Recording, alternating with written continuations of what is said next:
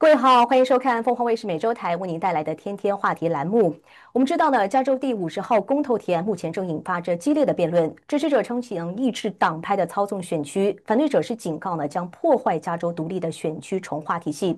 在今天的节目当中呢，我们为您邀请到了2010年加州公民选区重划委员会的创始成员兼轮值主席森特戴女士呢，来她解析关键的利弊。Cynthia, it's such a pleasure to have you with us today.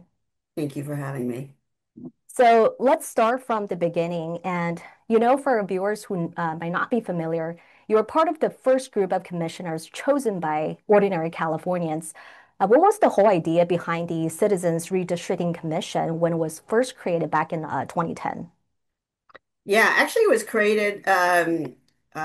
was created due to a citizen ballot initiative that was first passed in 2008 Hmm. called the Voters First Act. And I think that the preamble to the Voters First Act kind of says it all. It said that allowing politicians to draw their own districts is a serious conflict of interest that harms voters.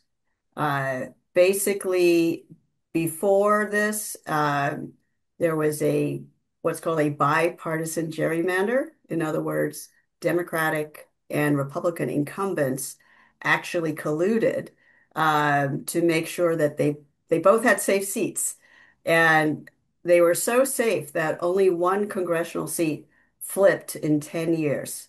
And so the people rose up, passed this ballot initiative and said enough is enough. We fired the legislature from drawing their own districts. And then in 2010, the Voters First Act for Congress passed. So the first one was for the state legislative districts. And then in 2010, it was for congressional districts. Right. So it really was meant to take politics out of the process and bring community voices in. And I remember reading that, your commission held dozens of public meetings and got tens of thousands of written comments from residents. So tell me, what did that look like in practice? How did that community input actually shape the maps that we use today? Oh, absolutely. So our commission actually did everything in person. This was before the pandemic and everything. So we actually traveled all over California holding public hearings. Anyone could come and speak before us. People were able to submit their own maps. People sent us petitions. They came and described their communities, what their issues were, why they should be drawn together for fair and effective representation. And we listened. And we tried very hard to take all this community of interest testimony into effect. It's actually required by our California Constitution. We have 5 or 6 state criteria that we're required to look at, nonpartisan criteria. And that includes respecting cities, counties, neighborhoods, and communities of interest.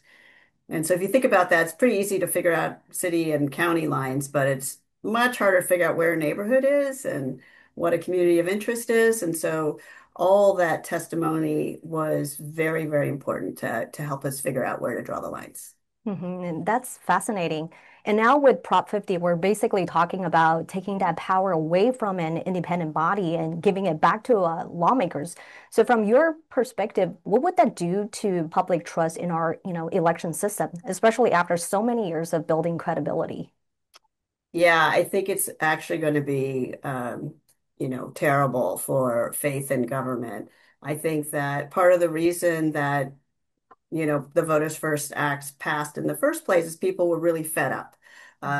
Those who are old enough to remember, uh, might remember that while both parties opposed independent redistricting, both governors, both Democratic Governor Gray Davis and Republican Governor Arnold Schwarzenegger supported it because they had a legislature that was completely dysfunctional, that were, held hostage to bipartisan extremists, and so they couldn't pass a budget on time or anything. So just nothing was getting done. And when the Citizens Commission was created by the people, everything was required to be done in the open, full transparency. All of our discussions about every district, about redistricting, were done in the light of day, compared, for example, to the Prop 50 map, which was, done in a back room. Nobody knows who was in the room. There was no public input at all in that map. Whereas in this last cycle, over 36,000 Californians came out and testified. During our cycle, I think it was about 24,000. Uh, but this is not the commission's map. This is Californians map. It's the people's map. Mhm. That map came about because of all that public testimony. And I think it will unfortunately, I think Prop 50 will take us back to an age where there was a lot of apathy and cynicism because, why should I vote? My vote doesn't matter. No one's listening to me. No one's asking me what I care about. We actually had people, tell us in this testimony, we had people who drove like 7 or 8 hours to come and testify. And they said, this is the first time the government has asked me what I thought. Mhm. So that is going to be the difference. One thing that really stood out to me in former Commissioner Raya's testimony, she said that after independent redistricting, AAPI representation actually tripled. That's incredible. Can you walk us through why the Commission's approach worked so well for AAPI communities, particularly in places like the San Gabriel Valley, El Monte, or Morovia, just areas that have a large Asian population? Yeah, absolutely. And it was not just good for Asians, although we of course always outperform. So while the representation for women doubled and the Mhm. representation for blacks doubled, and Latinos also went up 8 points. Yeah, AAPI legislators went up 3 times. And that's because we are the fastest growing population in California. And so, one of the things that we did on the commission, listening to the testimony, was to identify where there were pockets of Asians all over the state. We had great community partners who helped us make sure that we didn't miss anyone. And we tried, when we got the testimony supporting it, to draw them together in a single district so that they would have a representative who was going to be accountable to them and they could vote or help vote that person out if they were not accountable to them. And so that's what it means to have effective representation. And also, one of the things that happens with fair and competitive districts is that incumbents don't automatically just get renewed because they have to fight for your vote. They have to earn that vote. And that means, again, that they have to be accountable to your interests because if they don't represent you well, you can bring someone else in. And that is what happened in 2012, which was the first election year after our first commission drew new maps for California, is that incumbents everywhere up and down the state um, where suddenly found themselves in the same districts and had to fight it out with each other, or they resigned because now they knew they wouldn't be able to win because they Mhm. did not represent their communities that well. So we really are proud of giving communities a voice. And like I said, that certainly included many fast-growing Asian communities. Yeah, that actually makes a lot of sense. I mean, a lot of voters, they think of redistricting as just lines on a map, right? But it's so much deeper than that.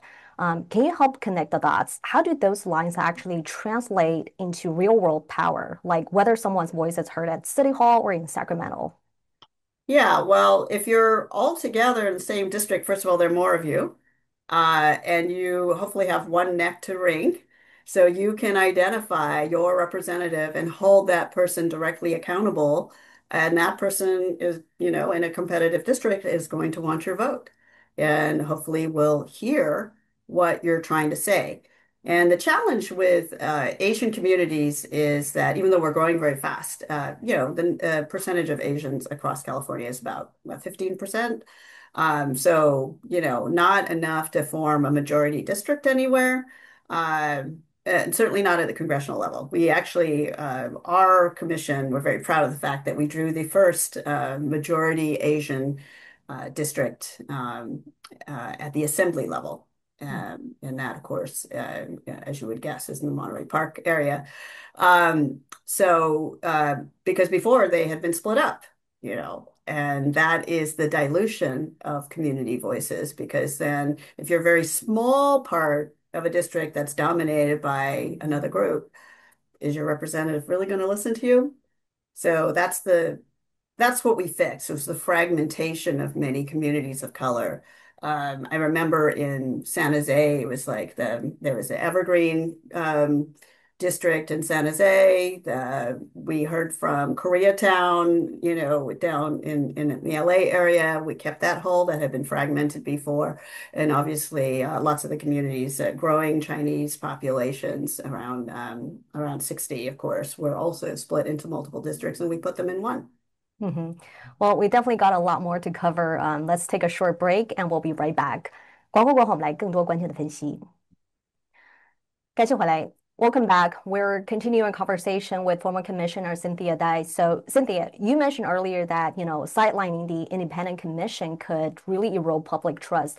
Now, let's dig that into that a little bit. How fragile do you think that trust really is today? And, if it's lost, can we realistically rebuild it?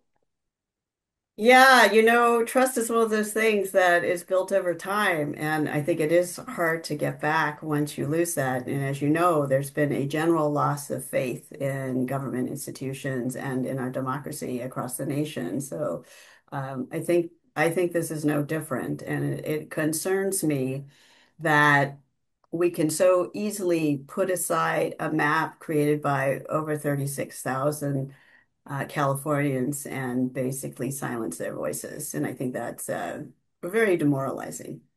Hmm. Now let's talk politics for a second because we can't really avoid it here. Supporters of this measure, including Governor Gavin Newsom, are saying, "Look, this is about fighting fire with fire. Texas Republicans did it first, so California should fight back." How do you respond to that kind of argument that this is about protecting democracy by being more aggressive? Yeah, a lot of my friends are confused and conflicted about 50 because it is very confusing. Hmm. And, the problem with fighting fire with fire is that everyone is on fire at that point. And we actually need to turn the temperature down. As I say, we shouldn't be fighting fire with fire. We should be depriving it of oxygen. We should not be having this kind of conversation. And gerrymandering literally just adds fuel to the fire. And anyone who's a parent who hears, their kids say, well, he started it, I think has an appropriate response to that. So, the fighting fire with fire is what leads to the kind of political polarization that led to the dysfunction back in California before the commission was established, where the legislature couldn't even pass a bill or a budget. And by the way, that is what's happening right now in Washington. And do we actually want more of that? I think not. Um, and something that I often say is that, gerrymandering is not a partisan issue. Um, both parties love it when it benefits them, and they hate it when it doesn't benefit them. And if you're the party in power, you want to stay in power. And in California, that's the Democratic Party. In Texas, it's the Republican Party. Both sides are advocating gerrymandering. It's not that much of a surprise. And it becomes an issue of politicians versus people. Do you want to give up your vote and allow politicians to determine who's going to win elections? Or do you actually want to have a voice and make sure that your interests and your community interests are fairly represented? Hmm. And during Tuesday's hearings, you and your fellow commissioners faced some really tough questioning from lawmakers. Some even asked when you'd act to stop the decline of democracy. That's a pretty strong statement. How did that feel in the moment? Did you feel like, the discussion went beyond policy and got personal? Yeah, I mean, I think unfortunately the yes side has taken to dirty politics. They have tried to silence a lot of voices. Um, there are others who served on my commission, for example, who don't feel comfortable speaking out because it might be a career limiting move.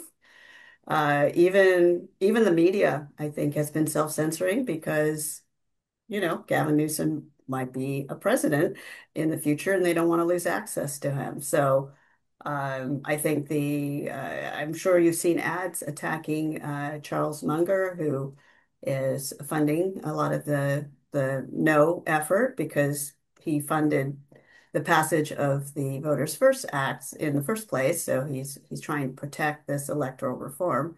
And some of those ads have also been quite personal. Mhm. But we just like to point out the hypocrisy of saying that this is going to save democracy, even as you're disenfranchising Californians, which is, when you think about it, that's an authoritarian tactic. And so is silencing free speech. Mhm. Now, do you think this whole debate is, in a way pushing voters to accept kind of a retaliation politics, like saying it's okay to play the same partisan game, even if it chips away at our institutions? Yeah, I mean, that's the thing. I believe that both parties have weaponized the fear and frustration of the electorate to try to have revenge on the other side. And this is something that, we hope that cooler heads prevail. We hope these are the California voters. We hope they can see through all of the hypocrisy because it's going to feel good for a second, and then they're going to realize that um, you basically will have no ability to influence who is representing you, uh, not just for the 2026 midterms, if you notice, but it's actually going to be three election cycles.